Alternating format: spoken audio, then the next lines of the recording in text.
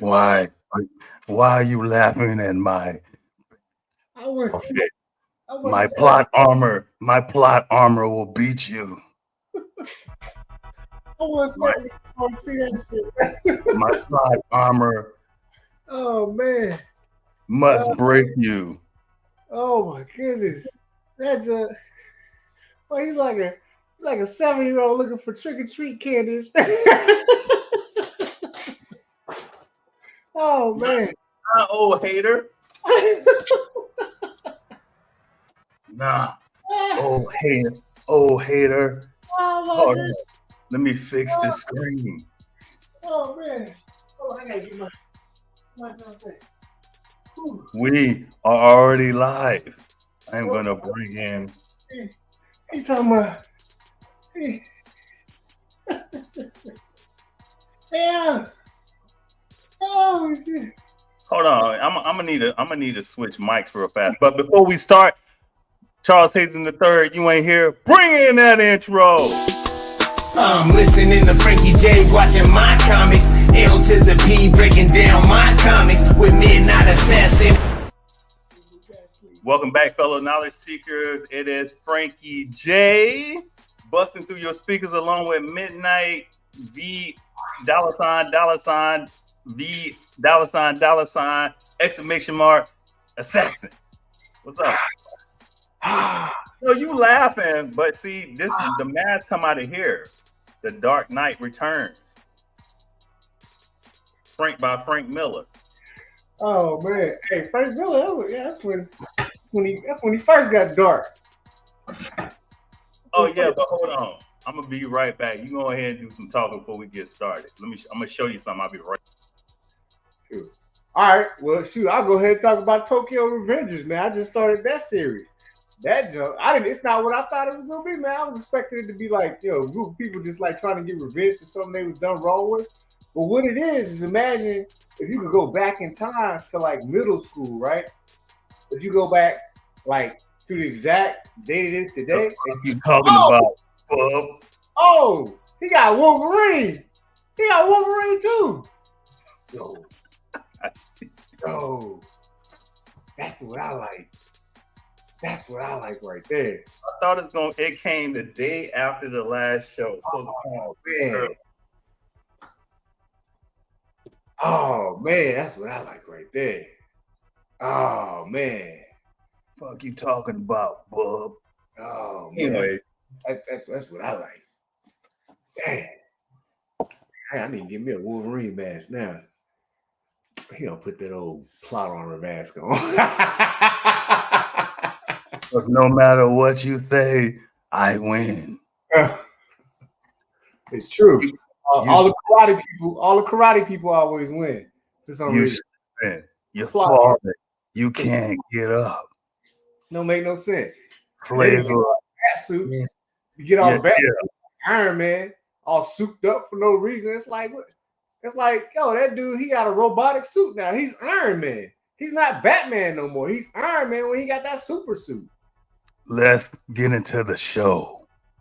We get into the show. I was talking about Tokyo Revengers, man. I was like, I'm enjoying the show is about Batman, the Cape Crusader.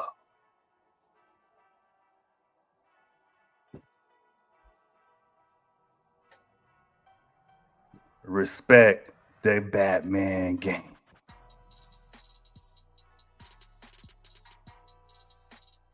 No way he's talking about, man. He's supposed to be talking about Batman, the Cape Crusader. The first Batman, set in the 1950s. My alternate reality compadre. With okay, we'll go ahead and start it off. 1950s Batman. We have a black police commissioner. We have a black Barbara Gordon in the 1950s. In Jim Crow America, as if Jim Crow doesn't exist, in the middle of Batman. Why are we erasing history, Batman? What do we do? I don't think Batman erased history. I just think they prefer not to talk about it in most of the shows. In fact, I'm gonna be you this show. You gonna be me? Okay. I'm gonna be you this show because honestly, everything that you're hating on is the stuff that you hate on with the other show. Exactly. I mean, but here's the thing: who's the best Batman? Michael Keaton, and Commissioner Gordon was black in that one. No, Harvey Dent was black in that one. Harvey Dent was black in that one, right? And Catwoman was black at one time. So it's been outraged whenever we make any character black in Batman. We even got a black Batman that they came out with, and people tripped on him. Listen, I'm like, yo, make him black, but let's not erase Jim Crow. I'm tired of shows coming out and they just act like they just whitewash the whole situation.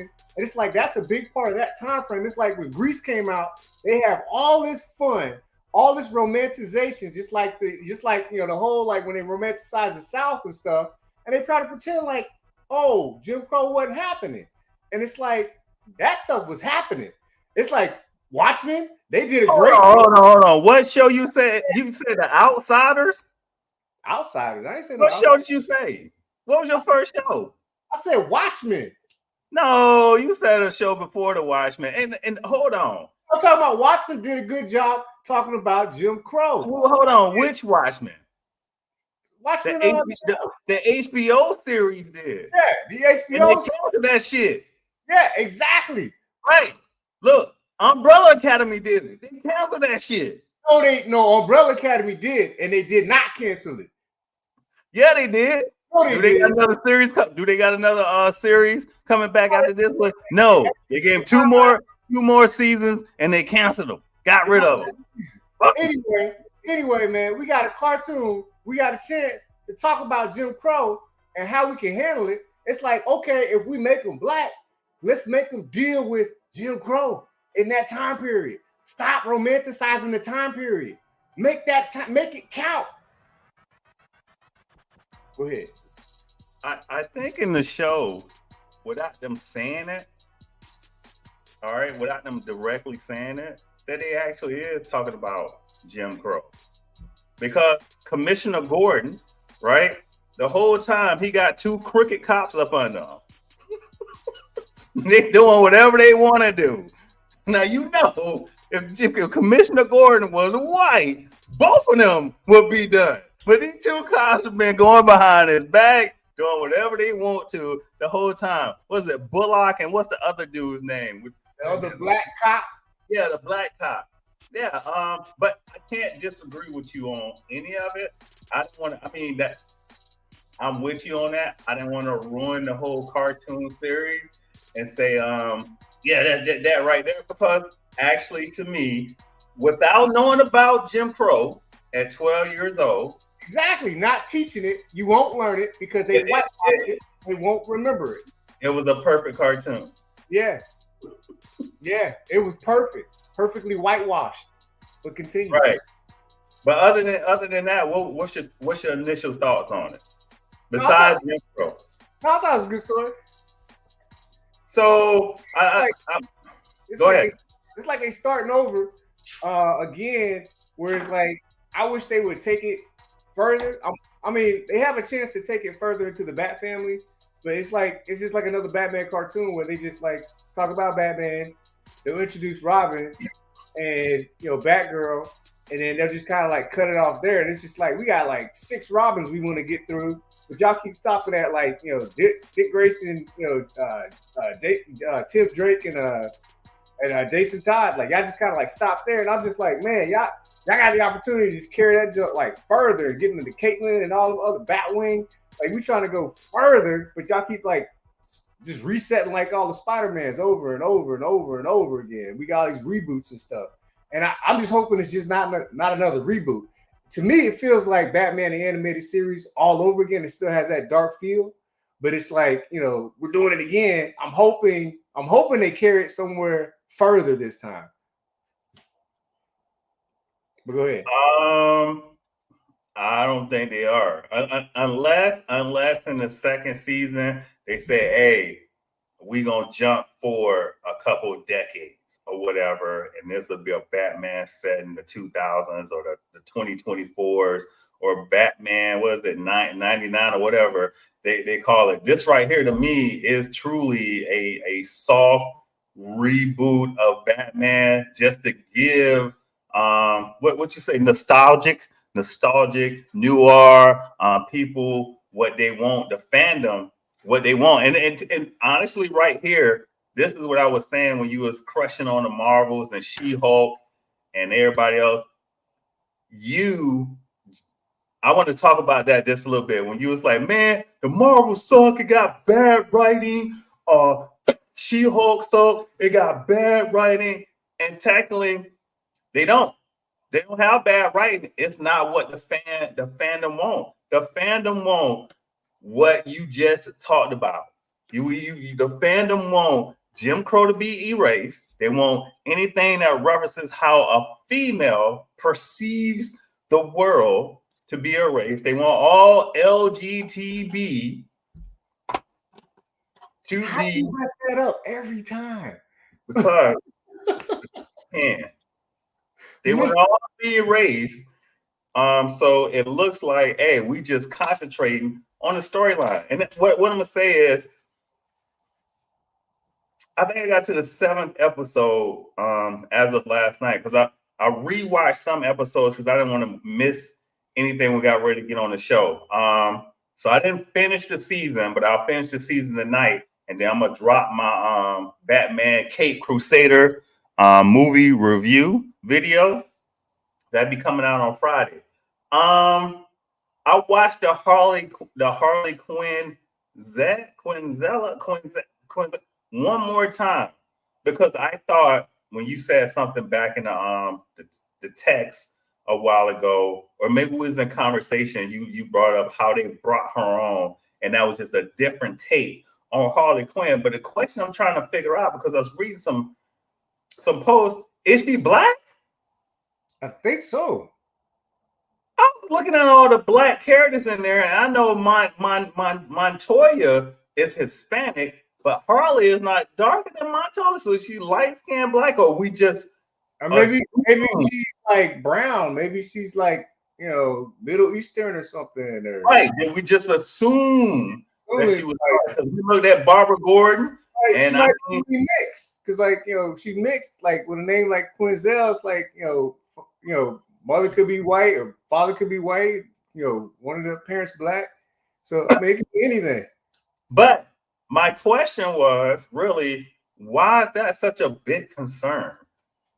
Not you, just to whoever's watching. Why is Harley's race such a big concern? Even if we brought Joker into the fold a little bit later on, because Harley is already set up as a psychiatrist and she's already doing crazy stuff. I mean, wouldn't the Joker be more attracted to her because they're kind of in the same thought process? Like, yeah.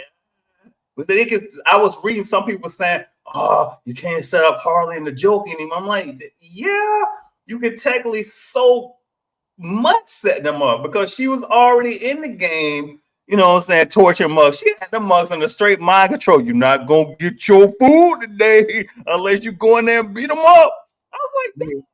It's going to be a mixed race couple now. And what this is the other thing too. Should we move on from Harley Quinn before we get into another subject? Or you got some things you want to talk about with Harley Quinn? I'm just saying the story's going to be different, because in the original story, she was his doctor originally, like the Joker's doctor originally. So now that's the story's always different. Yeah, no, I'm just saying like it's just going to be like she's not going to develop that relationship as his psychiatrist as she did in the beginning. So it's going to be something completely new. So we're all in guessing, like, which is good. Like, how's it going to turn out? Right. So this is a good thing. Right. I thought that's what we wanted to guess, but I guess people don't want it. They want the same storyline so they can complain about it. Like, oh, what no character development there.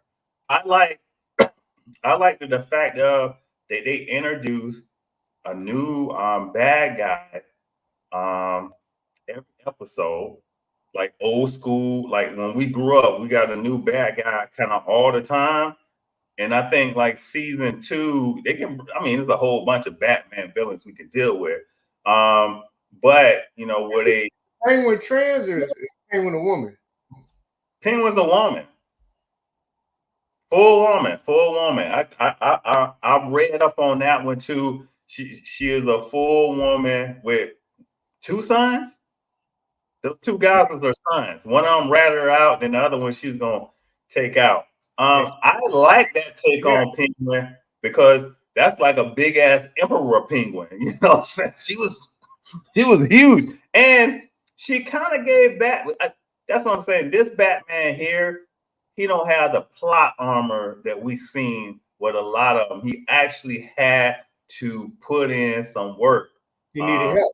He needed help. He needed a lot of help. So yeah, the penguin, I seen it online. That was a source of anguish for a lot of people.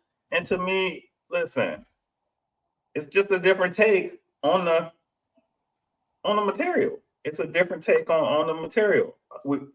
And for them to reimagine it and that type of thing, I'm cool with it because we still got the Batman coming out, right? Part 2 in the movies, and we got a Penguin series coming out. And so like you getting the best of both worlds, but also for us, that every once in a while we need a little bit of animated cartoons. I like it. I like the animated Batman piece. The only thing that I didn't like about it was what you kind of said. Y'all just totally overlooking what really happened in the 1940s and 50s. But other than that,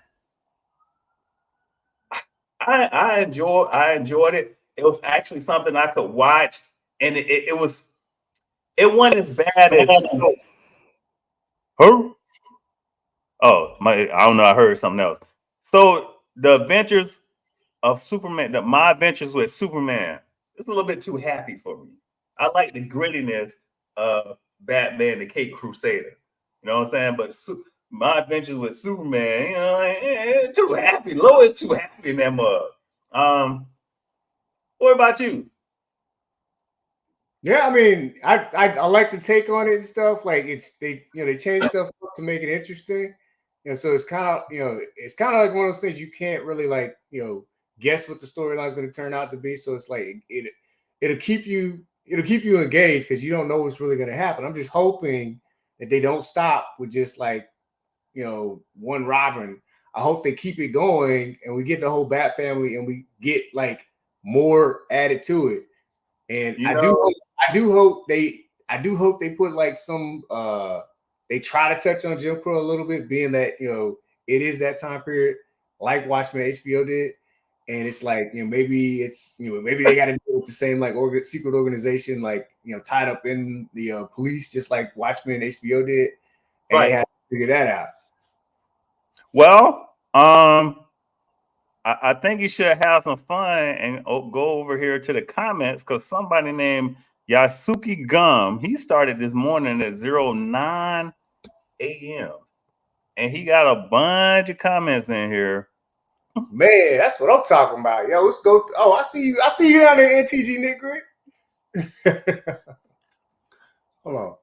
Yeah, we're gonna read these. Oh, where they go? So they didn't say that the content will be the content will be for mature audience. I was expecting violence, swearing, and some sexual scenes and nudity. See, I thought that Amazon Prime Video we're going in the mature content. They said that it will be more for adults, but seeing Batman Cape Crusader, I didn't see any of that.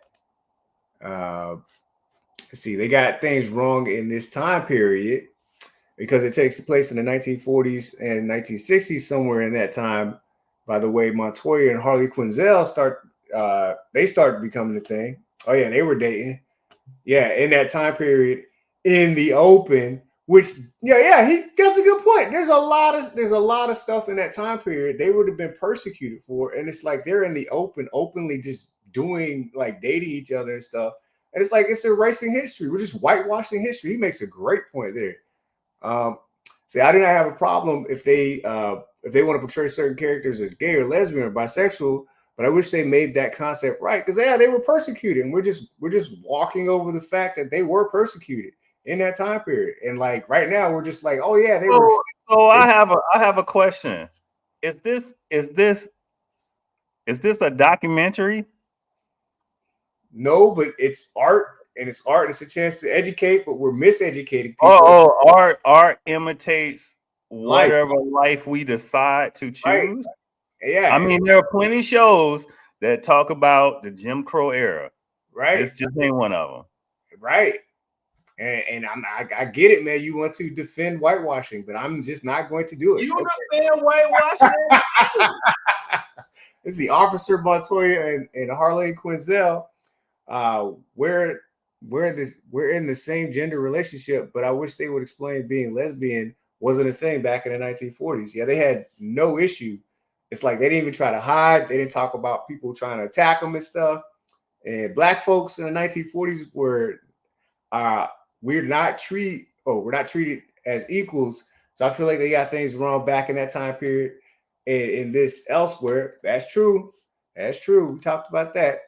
I feel like Batman and Cape Crusader, they should have made it more historical since the beginning when Batman appeared as the Cape Crusader and as the Dark Knight. Let's see. I wish they could explain what happened in the 1940s as the events, how gay and lesbians were treated, how black folks were treated, and not treated as equal individuals. I mean, he's pointed out like they skipped over certain battles and then they're pretending like, we're watching the movie Grease and everybody's happy hunky dory. And we got NTG Nick. Dang, it's been a while since I've been there. Welcome back.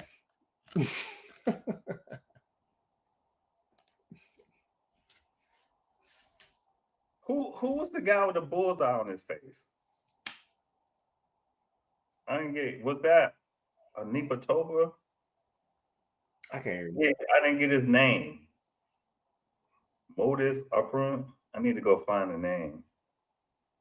I like the way he was dodging Batman and how Batman was able to come and beat him in the end. Because he was dodging all Batman's punches. And he was like, zoom, pow. Pow, zoom. I'm like, what the hell? I'm like, yo, they call him back to original Adam West Batman when they had the pow, zoom, pang. Yeah, I'm looking here. I wanted to see what his name was. But I don't know. Hey, for Harley Quinn, Jamie Chung voiced her. It's an Asian chick. Oh man, that's like Asian dude voiced Gambit on right. X-Men 7. Yeah. So I need to type in and see what this guy's name. Amitopi. I can't even say his name. ONOMA. When they came to take out Commissioner Gordon, but it was really searching after his daughter, they put a hit on him. And then Lucius Fox, you got a black lawyer back in the 1940s and 50s. We working for Wayne Enterprises, making shit happen. We know that was a lie. Mm-hmm. But the white ghost. I mean, the ghost episode hit on prejudice. Like, why are you selling this house to that slum? Yeah. It kind of touched on his more classism, which is like another layer, which is real, but at the same time, it's like, we talk about classism, but we're gonna skip over the elephant in the room. And I ain't the only one talking about it, but everybody's talking about it, but the problem is that as soon as it get brought up, that Batman show now it goes from being number 2, number 3 on the list to being nothing. And that's what I've been trying to explain to you the whole time. When you was hating on the Marvels, you was hating on Miss Marvel, you was hating on She-Hulk. She-Hulk was going straight to the people who don't want the Jim Crow stuff in there. Don't want you to talk about a woman's point of view. Don't want you to talk about anything other than the. But why you be hating on Watchmen, HBO series? Look, hold on. I never hated on Watchmen, the HBO 6. I turned you on to it. So I mean, they did a good job covering Jim Crow. No, I never said they didn't do a good job. I think they did an excellent job on it.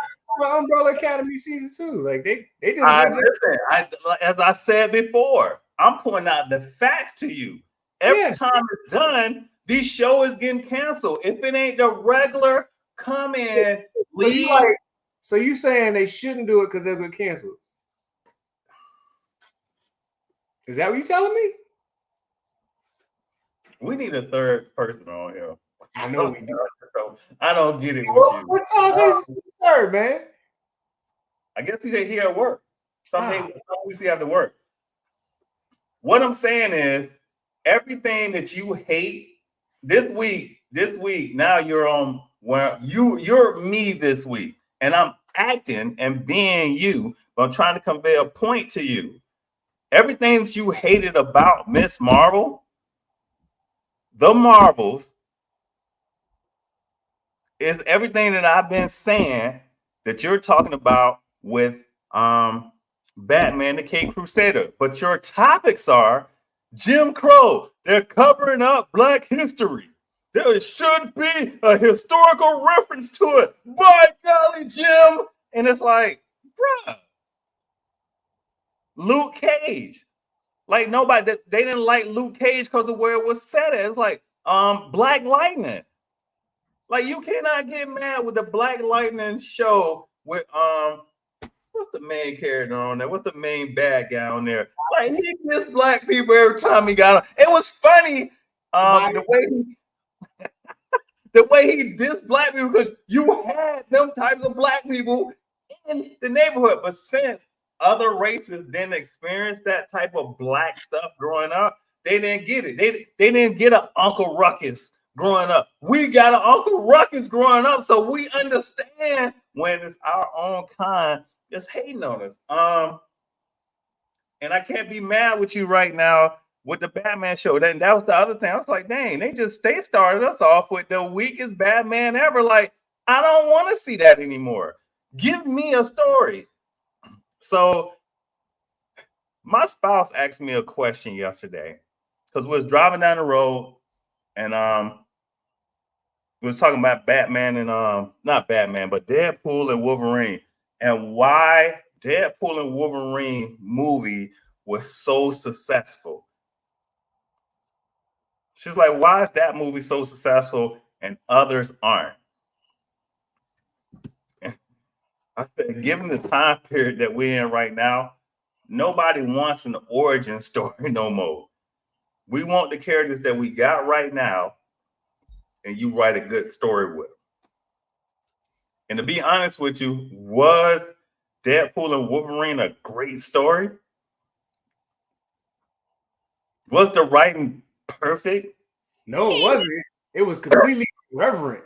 And I love that irreverence. Right. Like, it broke every single rule. It just made you go like, ooh, they right.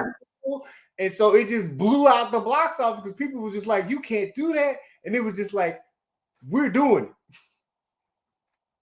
Right. And so that's what I explained. I said if they just took other movies and put a bunch of superheroes in it and they went ahead and just broke rules, it would be great. I was like, you know, another $1 billion maker that they could do with all the superheroes that they got out right now, add just a couple in there. If they did a DC Marvel crossover, like they did in the comic books, when you got Henry Cavill, Gal Gadot, The Flash, Cyborg, all them, and they get brought into the Marvel universe, and they just happen to have a fight with the Avengers. Like, it don't even matter, you know. And you got Wolverine, you got Deadpool narrating it. Like, it wouldn't even matter. They got Constantine from. Look how you looking like. I'm like, I don't think so. I disagree. Listen, if they did that, I completely disagree, but I'll let you go. listen, if they did that and they actually wrote it to a point where Superman and Thor went out in an all-out bloodbath. I mean, even the original Doomsday, they brought this dude out and he pushed Hulk to the next level. Like, because we never got a true Hulk in Marvel in the MCU right now. We never got a true Hulk. Or it takes more than Hulk to defeat Doomsday. And then you got Iron Man. Now you can't have Iron Man. No. You can't have Batman, this Batman, any version of Batman fight Captain America. But that's what we will want. I disagree. It's not irreverent. I think they're not breaking any rules by doing that. I think it'd just be another superhero movie. You would because you didn't follow any of the source material. Yeah, exactly. You didn't understand. No, but you didn't follow source material like you do. No, but you don't even understand. But you don't even understand how big that is. In fact, about the people who don't follow source material. Let me give you a big one. Let me give you a big one. One small tiny little niche, but go ahead. No, the one small little tiny niche, bro. That was the fans wrote in. And they wrote in on who they wanted to fight. The niche is bigger than what you think because Comic-Con across the United States is a big niche. Yeah. But guess what? I'm not going to defend that because that's just your words against mine. Because guess what? Deadpool and Wolverine is not a big niche. But it got you in there. It did get me in there. Exactly. Let me give you another one. I found out why Iron Man was the first one to be brought to the big screen. They did a focus group with adults and kids. The adults chose Captain America. The kids chose Iron Man. And that history was made. Hey, I just want to thank everybody for coming in, participating. And we had a good time. Hey, you got any last words you want to say?